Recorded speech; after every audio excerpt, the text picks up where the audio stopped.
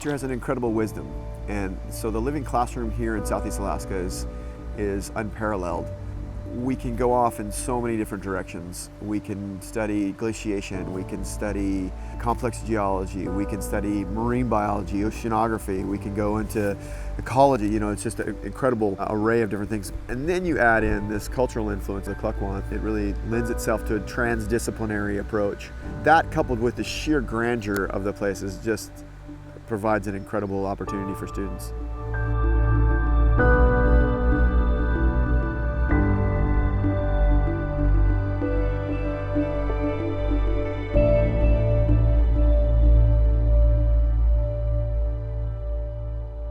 Glacier Bay, Tashishini Alsek Provincial Park, Kluane, and then Wrangell St. Elias.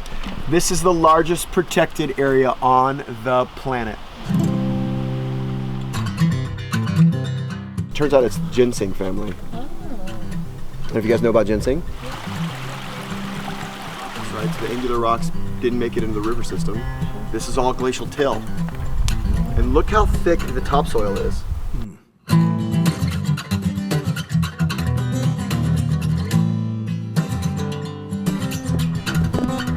We start basically on this macro level. We talk on these really huge physical forces that shape this area, that shape the planet really. So we talk about plate tectonics, this big force that shaped this area. Then we talk about glaciation that shaped this area, physically shaped the landscape.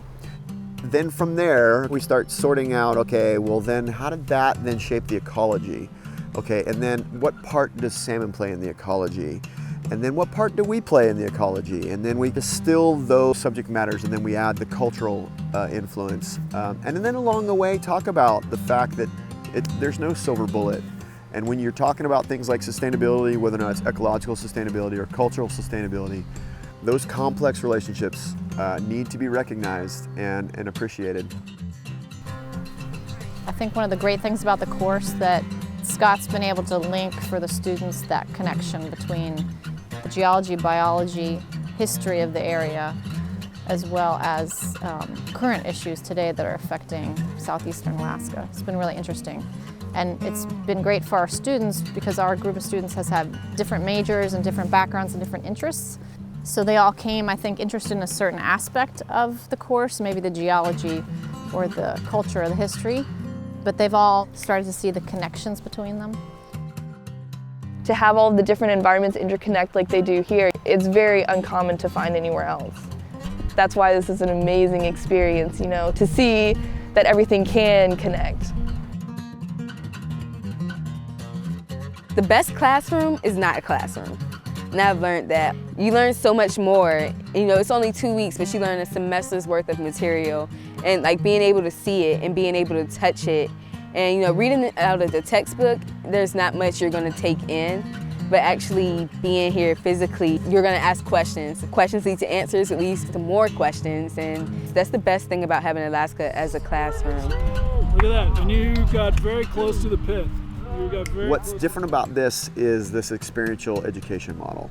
And so we're able to give students that traditional classroom session idea, but then apply it.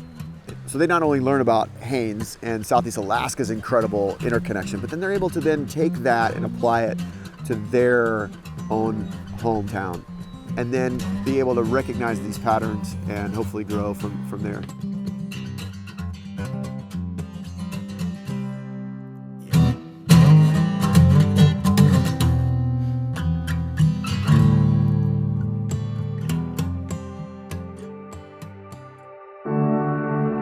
For me, the importance of something like this is literally to reawaken a sense of wonder. I think that's what most of education is about.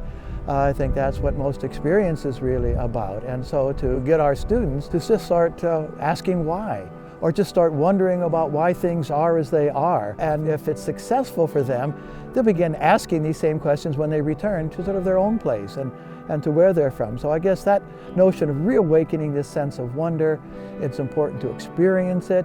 It's important to literally walk on it and with it and to be a part of it. It's a beautiful place. Words cannot describe it. And I feel just in the short time we've been here, we've been able to learn a lot, but I know that there is so much more that we can learn, not just from the people, but from the land itself. And I think that's key. The land is just waiting to be discovered and researched, and it's not about me being here, it's about me experiencing what this place has to offer.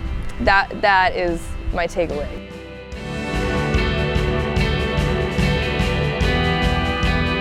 The perfect student is someone who comes up with curiosity. Just comes up with a curiosity. And hopefully we can foster that flame of curiosity and really develop these lifelong learners.